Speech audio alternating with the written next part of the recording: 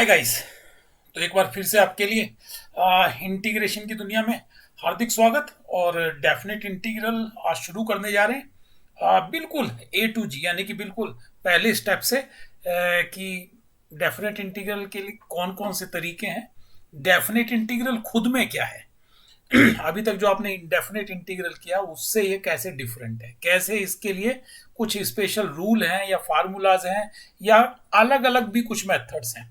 तो उन सब की चर्चा होगी आज के सेशन में।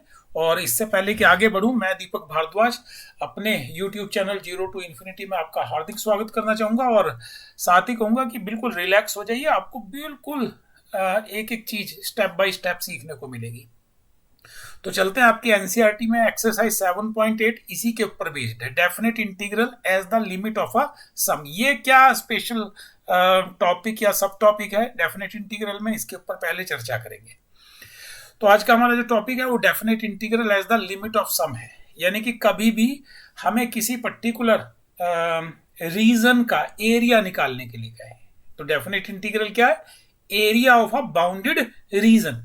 ठीक है, तो वो बाउंडेड रीजन का एरिया डेफिनेट इंटीग्रल को रिप्रेजेंट करता है, लेकिन उसके लिए कोई स्पेशल फार्मूला, जैसे हमने यहाँ लिखा एज द लिमिट ऑफ सम, ये एक स्पेशल मेथड है जिसका हम यूज करते हैं डेफिनेट इंटीग्रल को वर्कआउट करने के लिए। और डेफिनेट इंटीग्रल खुद में क्या है, indefinite integral with a limit, यानी कि बाउंडेड रीजन की सो एंड सो ऑर्डिनेट्स के बीच में ये रीजन है। तो उसके ऊपर चर्चा करूंगा। पहले एक डायग्राम आपको दिखाना चाहूंगा ताकि हम फार्मूला भी डिराइव करें आपके लिए और इस चीज को आप समझे भी कि हाँ यहां हमको क्या गिवन है। देखिए, ये एक फंक्शन है आपके पास y is equal to something in terms of F X. In terms of X, F X लिखने का मतलब है कि y कोई फंक्शन है, कुछ भी फंक्शन है, y की वैल्यू कोई पॉलिनोमियल है, कोई ट्रिग्नोमेट्रिक फंक्शन है, कुछ भी है। तो ये जो कर्व है जो हमने यहाँ पे दिखा रखा है, ये जो कर्व है ये y is equal to F X को शो कर रहा है। और उन्होंने कहा कि इसका एरिया फाइंड आउट करना है under limit a to b, under limit a to b। कुल मिला के मैं ये कहूंगा कि आपका सवाल कुछ इस प्रकार से है, integration of F X under limit x is equal to a से x is equal to b। अब ये हमको पूरा रीजन फाइंड आउट करना है, जो भी आपको यहां से दिखाई दे रहा है x is equal to a line से, यानी कि इस लाइन की मैं चर्चा कर रहा हूं यहां पर, इस लाइन से x is equal to b line तक, ये x is equal to b line है। इन दोनों के बीच का और x एक्सिस के अंदर अंदर ये जो पूरा रीजन है ये आपको फाइंड आउट करना है, इसका एरिया क्या है, वही इस सवाल का जवाब होगा। अब देखिए, जब ऐसा कुछ करना होता है तो हमने, क्योंकि ये लिमिट ऑफ सम का मतलब होता है कि जो आपकी लिमिट है ए टू बी, आपके पास कोई लिमिट है x is equal to a line से x is equal to b line तक। तो यहाँ जितने भी पूरा का पूरा रीजन है इसको हमने रेक्टेंगुलर स्लाइड्स में बांट दिया, इसको हमने n इंटरवल में बांट दिया, यानी कि यहां से लेकर यहां तक n रेक्टेंगल्स हमने यहां पर बना दिए। n नंबर को रिप्रेजेंट कर रहा है, n रेक्टेंगल्स। और भाई ये n कोई नेचुरल नंबर है, मैं पहले ही मेंशन कर देता हूं, n बिलोंग्स टू n। अब देखिए, ये सारे रीजन्स जो हैं आपको एक रेक्टेंगल की माफिक दिखाई दे रहे हैं,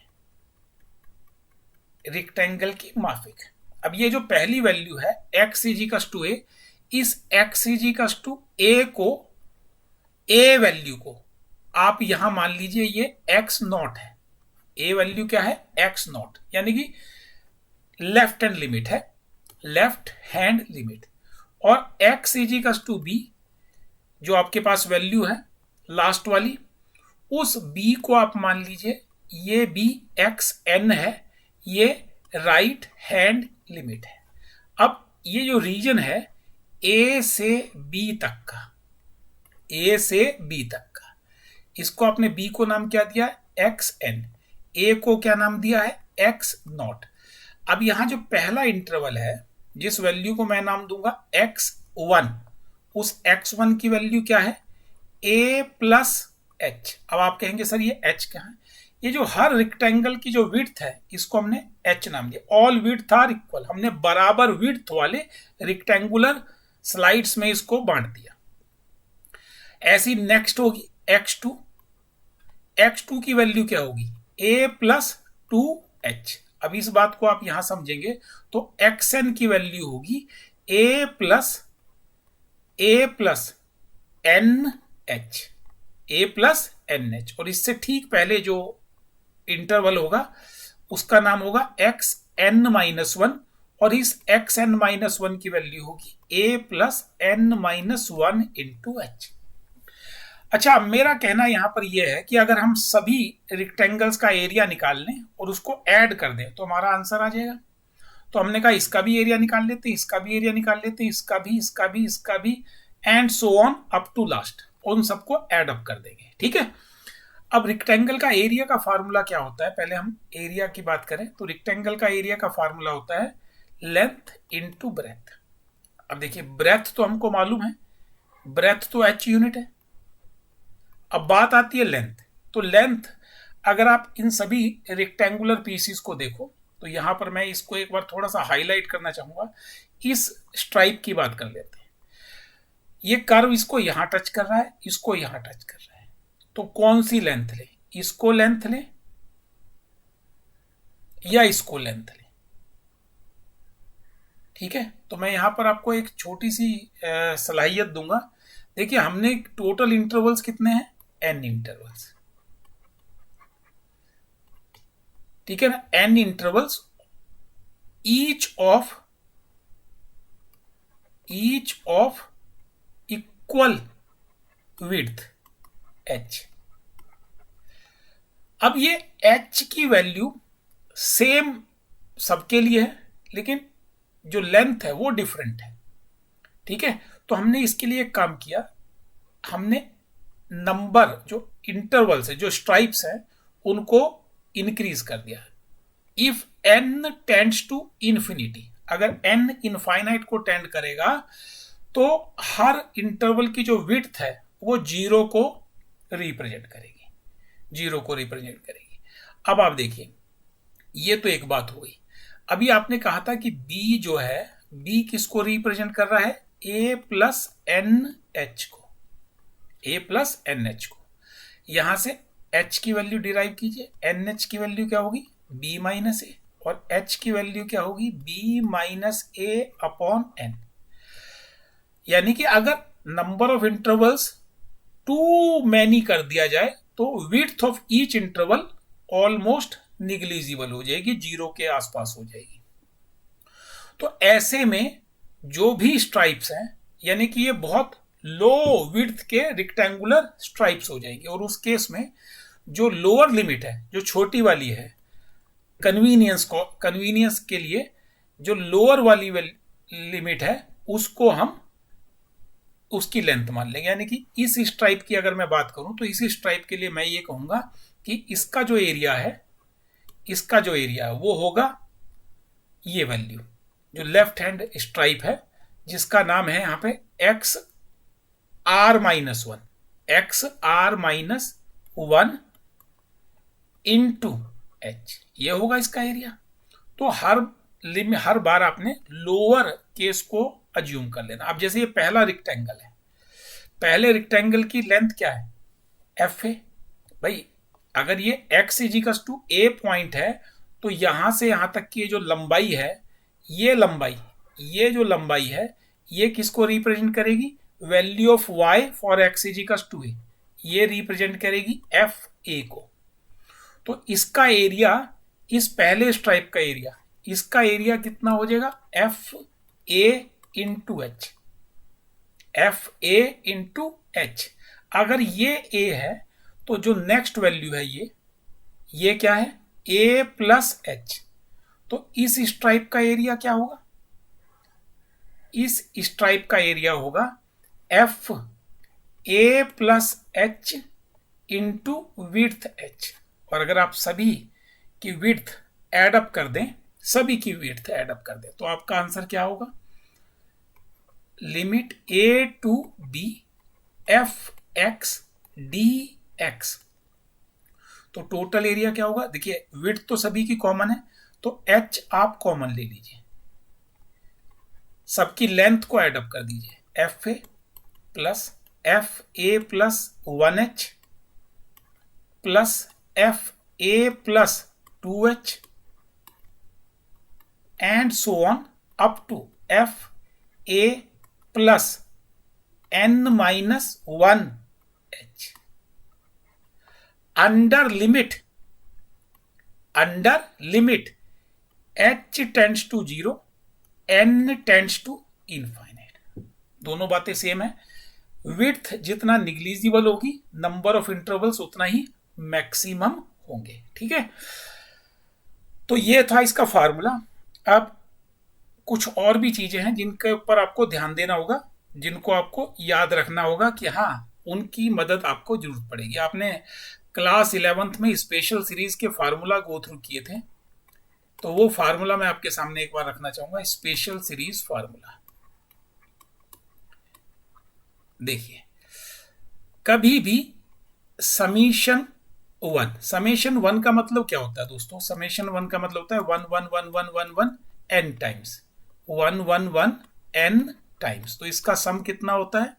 n। ठीक है, अब समेशन n का मतलब होता है नेचुरल नंबर का सम। इसका मतलब है 1 2 3 अप टू n, और इसका सम का फार्मूला होता है n into n plus 1 upon 2। आगे बढ़ते हैं, समेशन n स्क्वायर, ये परफेक्ट स्क्वायर है नेचुरल नंबर के, 1 square 2 square and so on up to n square, और इसका सम का फार्मूला है n into n plus 1 into 2n plus 1 whole upon 6। Summation n cube means perfect natural number cube, 1 cube plus 2 cube up to n cube, और इसका formula है n into n plus 1 upon 2 whole square. कुछ और भी चीजों का आपको याद रखना होगा। जैसे मैं कहूं कि अगर जीपी सीरीज, ये फार्मूला याद रखिएगा, जीपी सीरीज का है a plus A R plus A R square and so on up to ARn minus 1, sum of n terms। इसका फार्मूला है a times 1 minus r raise to the power n upon 1 minus r for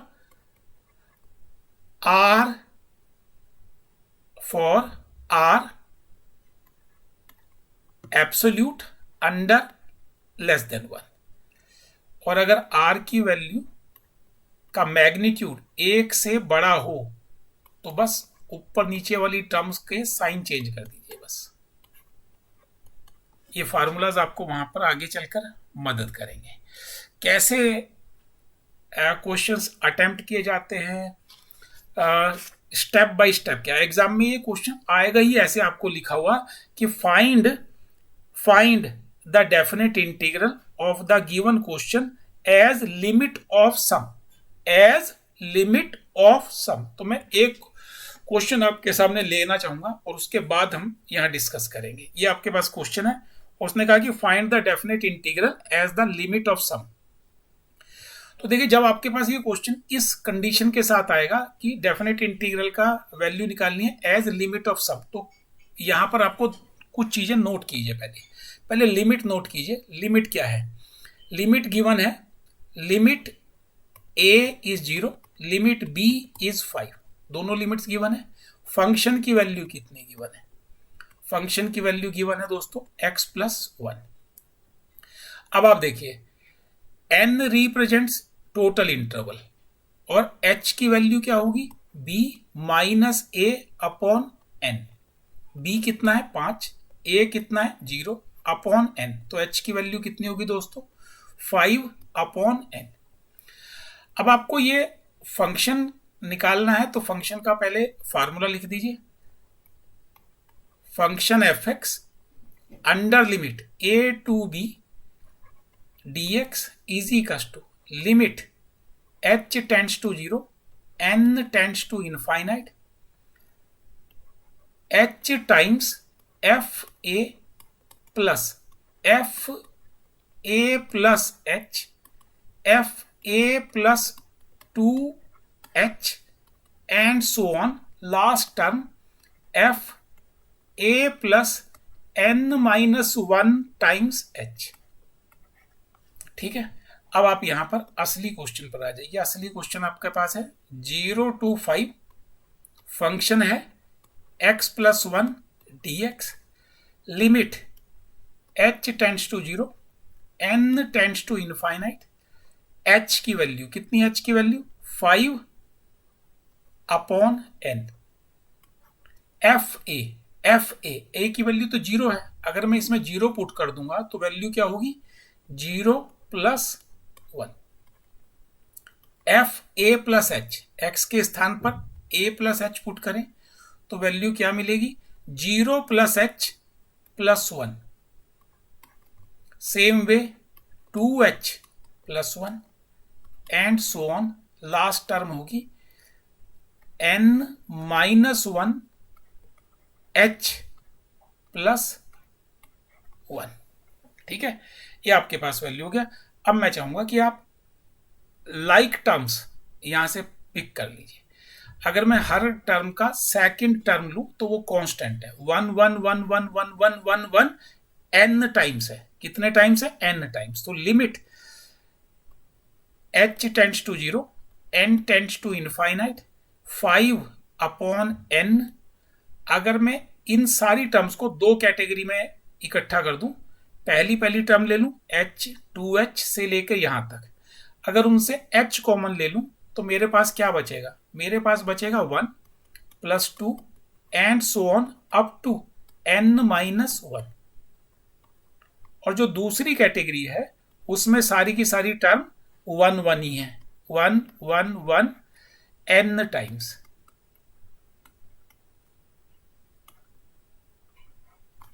यहां तक उम्मीद करूंगा कि सबको clear हो गया होगा। अब देखिए, ये पहला फार्मूला है sum of n minus 1 natural number. हमने तो आपके साथ फार्मूला शेयर किया था sum of n natural number, क्या था वो, लास्ट इंटू नेक्स्ट अपॉन 2, यानी कि n into n plus 1 upon 2। अब यहां तो हमारा last natural number n minus 1 है, तो पहले n, first n minus 1 natural number का सम क्या होगा। ध्यान दीजिएगा, limit h tends to 0, n tends to infinite, यहां पर वैल्यू है 5 अपॉन n। अब अंदर जो वैल्यूज है, पहले n माइनस 1 नेचुरल नंबर्स का सम, यहां पे पहले h लिख लीजिए। अब देखिए ये सम क्या होगा, n माइनस 1 इंटू उससे नेक्स्ट नंबर डिवाइडेड बाय 2। आप देखना चाहेंगे तो मैं आपको एक बार फार्मूला दिखा देता हूं। ये फार्मूला हम यूज कर रहे हैं, अगर n नेचुरल नंबर है, लास्ट नेचुरल नंबर n है, तो वो इंटू नेक्स्ट डिवाइडेड बाय 2, ये मैंने फार्मूला यूज किया है। मेरे केस में वहां पर last natural number n minus 1 था, तो इसलिए n minus 1 into next upon 2।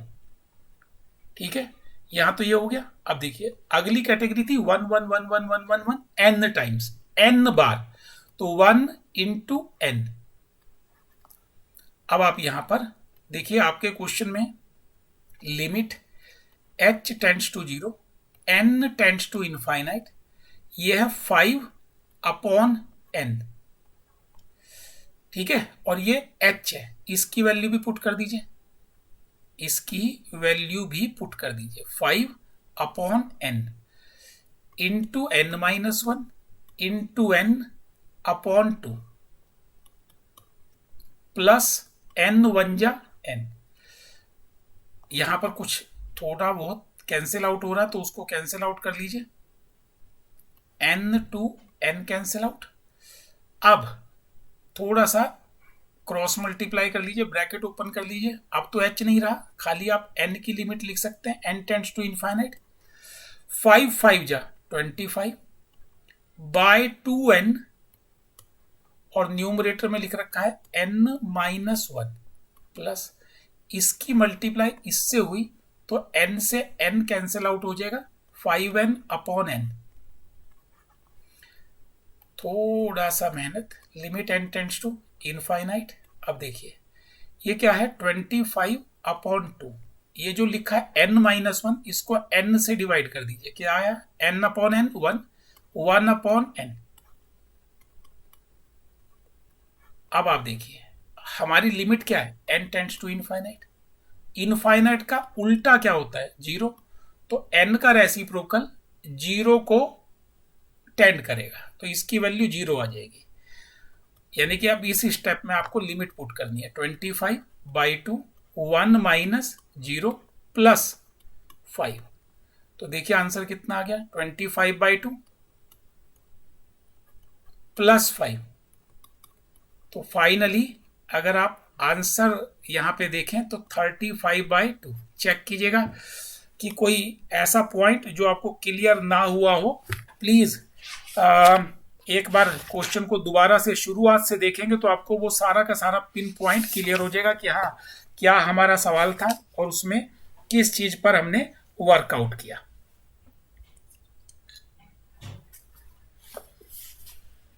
और आगे चलकर और जो हम क्वेश्चंस यहाँ पर आपके लिए लेंगे उनसे आपको सिचुएशन पहले के मुकाबले बेहतर दिखाई देने लग जाएगी। देखिए अगला क्वेश्चन आपके लिए लेके चल रहा हूँ इसी एक्सरसाइज का क्वेश्चन नंबर 3। आपको सिर्फ हर बार पहले फोकस कीजिए गिवन क्या है। देखिए लोअर लिमिट गिवन है 2, अपर लिमिट गिवन है 3, तो फंक्शन की वैल्यू गिवन है x²। यहां पर आपके पास h की वैल्यू निकालनी है। Width of each interval, width of each interval b - a/n, यानी कि 3 - 2/n। तो h की वैल्यू है दोस्तों 1/n। ठीक है, 1/n। तो ये तो हो गया आपके पास क्वेश्चन की requirement. For n intervals under the condition n is tending to infinite, h is tending to 0। और आपका जो क्वेश्चन है फंक्शन की area, bounded area 2 to 3 dx, उसकी वैल्यू होगी limit h tends to 0, n tends to infinite, h times f a, h times F A. F A का मतलब f2, f2 + 1h, f2 + 2h and so on, f2 + n-1h। ठीक है, अब आप सारे functions की वैल्यू यहां पर सबमिट कर दीजिए। देखिए क्या मिलता है। Limit h tends to 0, n tends to infinite, h की वैल्यू है 1/n। f2 अपने गिवन फंक्शन में x की वैल्यू 2 पुट कर दीजिए। कितना आ गया दोस्तों? 2²। 2 + h whole square, 2 + 2h whole square and so on. Last term हो जाएगी 2 + n-1h होल स्क्वायर। अब आपको इसको नेक्स्ट स्टेप में जाकर ओपन कर लीजिए। आपका क्वेश्चन बन जाएगा limit h tends to 0, n tends to infinite 1/n। अब देखिए पहली टर्म क्या थी आपके पास। अच्छा, मैं इस पूरे पोर्शन को ना वर्टिकल ऑर्डर में लिख रहा हूं। पहली वैल्यू क्या थी? 2²। 2² को मैंने लिख दिया 2²। नेक्स्ट टर्म है आपके पास 2 + h whole square, 2 + h whole square, so 2² + h² + 2 × 2 × h। Next है 2 + 2h का स्क्वायर, 2² + 2h का होल स्क्वायर, यानी कि 2² h² + 2 × 2 × 2h and so on. जो लास्ट टर्म है वो है 2 + n-1h, सो 2² + n-1h का होल स्क्वायर + 2 × 2 × n-1h। मैंने हॉरिजॉन्टल वर्जन में ना लिखकर वर्टिकल ऑर्डर में लिख लिया। अब देखो मैं इस चीज का बेनिफिट आपको बताऊंगा। इन सभी टर्म्स को एक ग्रुप में कलेक्ट कर लीजिए। इन सभी टर्म्स को एक ग्रुप में एच स्क्वायर कॉमन लेकर, और इन सभी टर्म्स को 2 टाइम्स 2 यानी कि 4h कॉमन लेकर। अब देखो कैसे मैं लिखता हूं, आप समझिएगा इससे। Limit h tends to 0, n tends to infinite, 1/n बाहर है, इनसाइड द ब्रैकेट। ये 2 स्क्वायर है n टाइम्स, सो मैंने लिख दिया 2 square into n। Next step में सभी से h स्क्वायर कॉमन है, और अंदर क्या लिखा जाए। पहली टर्म में कोफिशिएंट 1 है, तो पैटर्न को देखते हुए मैंने लिख दिया 1 square, 2 square up to n-1 square. इस सेट में से 2 2 जा 4, 4h कॉमन आ रहा है, 4h कॉमन आ रहा है, तो बचेगा क्या 1 plus 2 plus so on up to n-1,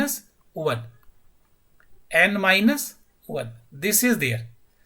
अब आप इसे थोड़ा सा सिंप्लीफाई कीजिए ताकि वो स्पेशल सीरीज के फार्मूलाज हम यहां पर अप्लाई कर सकें। तो limit h tends to 0, n tends to infinite, ये वैल्यू है आपके पास 1/n। Inside this becomes 4n, और यहां पर क्योंकि हमें इसका एरिया निकालना है, तो इन सभी का समेशन हम यूज करेंगे, just like the previous case हमने यहां पर यूज किया था। ठीक है, जो भी वैल्यू आई थी उसका सम हमने यहां पे लिया था। ठीक है, ये आया था ना सम, तो वही चीज हम इस बार भी यूज करेंगे। ठीक है, तो आप ध्यान से इस चीज को वर्कआउट करो। तो यहां पर ये 4n हो गया, यानी कि 2 स्क्वायर बार बार यही वैल्यू है, प्लस ये लिखा हुआ है h का स्क्वायर, और ये sum of first n-1 natural number के परफेक्ट स्क्वायर है। मैंने आपको बताया था सम ऑफ n स्क्वायर, यानी कि पहले n नेचुरल नंबर के परफेक्ट स्क्वायर का सम क्या था, n into n+1 into 2n+1 plus 6। ये तब था जब लास्ट नेचुरल नंबर n हो, लेकिन आपके पास तो लास्ट नेचुरल नंबर n-1 है, तो यहां पर शुरुआत n के स्थान पर n-1 पुट करके होगी, n-1 इंटू n-1 प्लस 1 यानी कि n इंटू n-1 का double 2n-2 plus 1, so 2n-1 divided by 6। देखिए आप इस बात को ऐसे समझिए, मैं n की जगह पर n-1 पुट कर देता हूं यहां पर, तो देखिए क्या फार्मूला बन जाएगा, n-1 का whole square is equal to n-1 plus 1, जो कि 1 कैंसिल आउट होके n बचेगा, और ये 2 टाइम्स n-1 प्लस 1, ये आपको 2n-1 मिलेगा। तो वही चीज आई, इसका समीशन है ये, प्लस अब यहां देखिए क्या लिखा 4h, और ये पहले n-1 नेचुरल नंबर है, तो इनका सम क्या होगा n-1 इंटू नेक्स्ट अपॉन 2। ठीक है, इतना क्लियर। अब आप जो आपके पास वैल्यूज हैं उसको उसमें h की वैल्यू पुट अप कर दीजिए। h की वैल्यू आपके पास 1/n थी, तो वो यहां पर पुट अप कर दीजिए। Limit n tends to infinite, क्योंकि अब मैं h को एलिमिनेट कर रहा हूं, h के स्थान पर n ही पुट कर रहे हैं। h की वैल्यू 1/n, तो ये बन जाएगा 1/n square, n-1 n 2n-1 upon 6 plus 4h की वैल्यू है n, ऊपर n-1 n, और ये 2 भी नीचे है। ठीक है, इतनी कहानी हो गई अब आपके पास। अब आपको थोड़ा सा सिंप्लीफाई, इसको अंदर मल्टीप्लाई कर दीजिए सभी के साथ,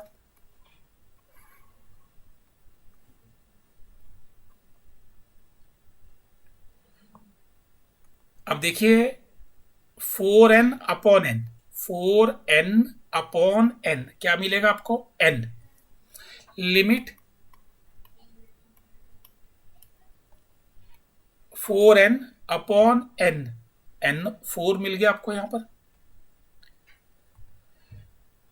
यहां कुछ कैंसिल आउट हो सकता था, तो अगर वो आप कैंसिल आउट कर लोगे तो कुछ बेहतर लगेगा। एक n से एक n कैंसिल आउट हो गया, यहां भी एक n से एक n कैंसिल आउट, 2 1 जा 2 2 जा, यहां कुछ नहीं है ऐसा। 4n upon N 4। अब यहां ये आपके पास एक n ये है, एक n पहले से बचा हुआ, तो n minus one 2n minus one upon 6n square, n minus one 2n minus one upon 6n square. तो दो जो आपके पास n स्क्वायर है उसको दोनों के साथ अलग अलग लिख दीजिए। नेक्स्ट टर्म आपके पास है 2 times n minus one, 2 times n minus one, और जो बाहर वाला n था उससे मल्टीप्लाई होके ये कहानी बन गई। अब आप इसको न्यूमरेटर को डिनोमिनेटर से डिवाइड करके 1 अपॉन n की टर्म्स में लिख लीजिए। Limit n tends to infinite, यहां क्या मिला आपको 4 प्लस 1 अपॉन 6। जब आप इसको इस n से डिवाइड करेंगे तो अंदर आपको लुक मिलेगा n upon n 1 minus 1 upon n, 2n upon n 2 minus 1 upon n plus 2 times n upon n minus 1 upon n। Clear? मैंने आपको बोला है कि n is tending to infinite, तो बेटा 1 अपॉन n किसको टेंड करेगा, 0, क्योंकि इनफाइनाइट का उल्टा क्या है, रेसिप्रोकेट क्या है, 0। तो अब यहां पर 1 अपॉन n जहां भी आपको दिखाई दे रहा है उसके स्थान पर 0 पुट कर दीजिए। आपका सवाल में लिमिट अब पुट करने जा रहे हैं, तो 4 प्लस 1/6, 1 माइनस 0, 2 माइनस 0,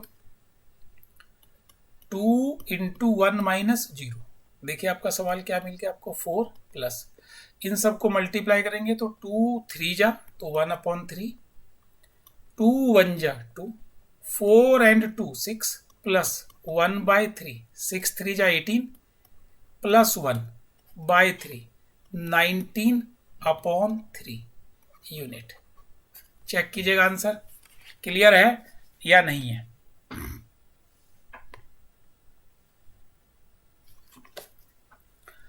तो पहले के मुकाबले थोड़ा सा तो कॉन्फिडेंस बेहतर हुआ होगा, और इसमें भी और बढ़ोतरी हो जाएगी जब आप एक क्वेश्चन और नेक्स्ट मेरे साथ डील करेंगे, थोड़ा सा और एक नए वर्जन जिसमें आपको कुछ पहले के मुकाबले थोड़ा सा डिफरेंट देखने को मिलेगा। फंक्शन अब इसका इस बार पॉलिनोमियल टाइप नहीं है, एक्सपोनेंट फंक्शन है। देखिएगा लिमिट्स की बात करें तो लोअर लिमिट a की वैल्यू है -1, अपर लिमिट b की वैल्यू है +1।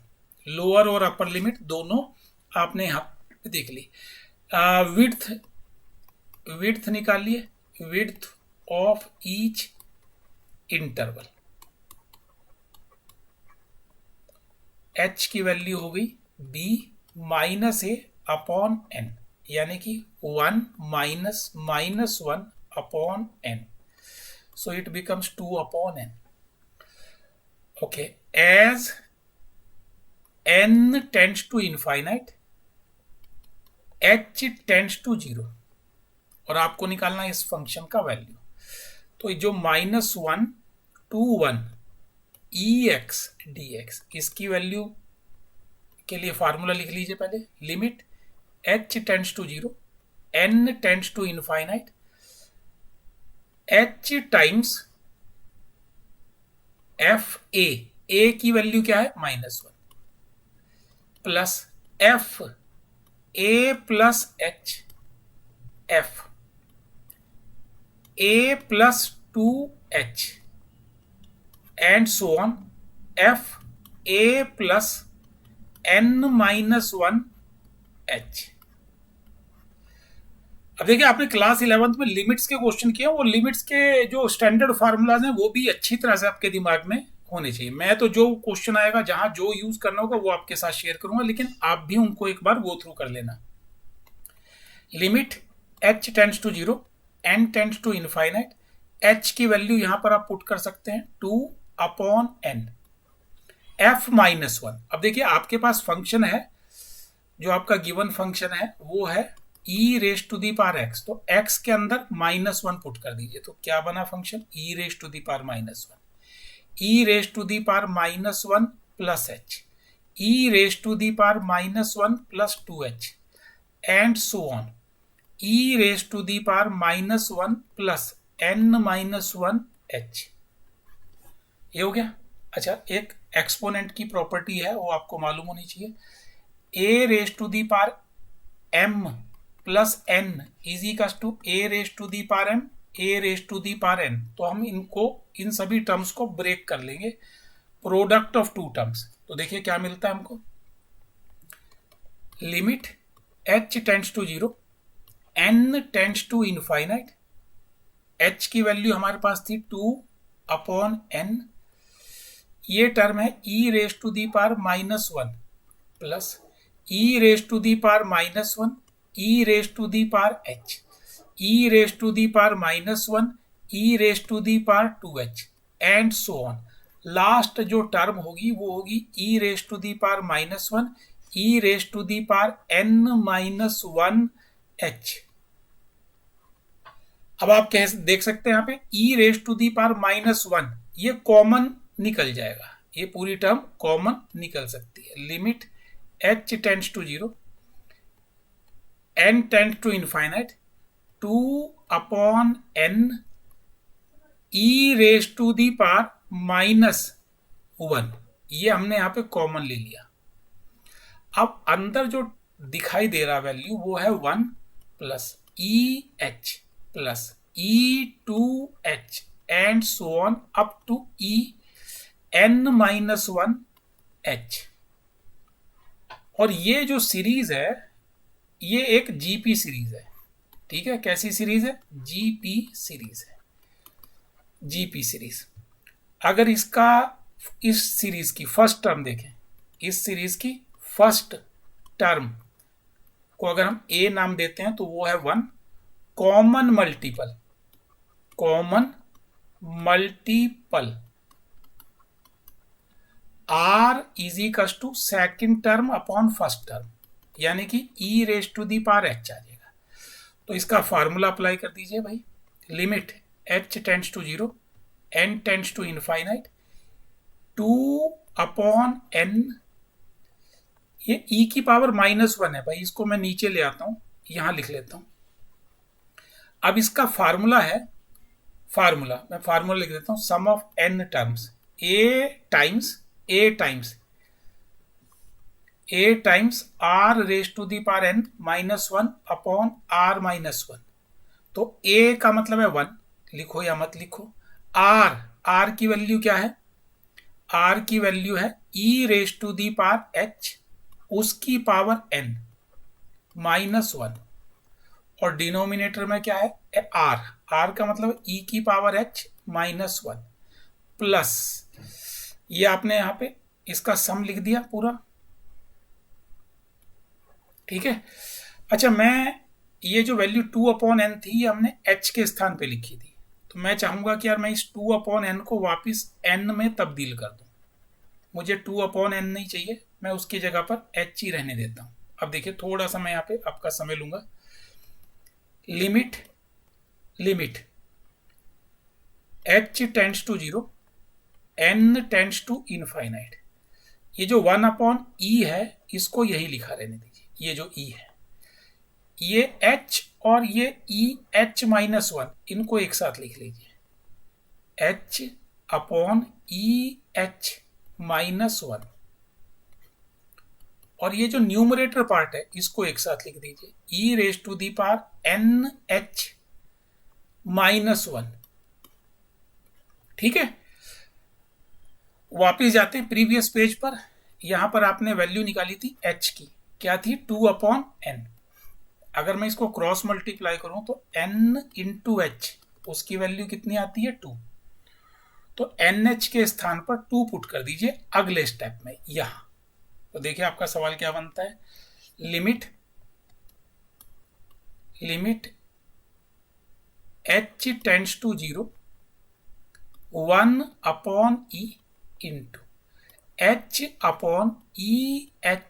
-1 इंटू E² -1।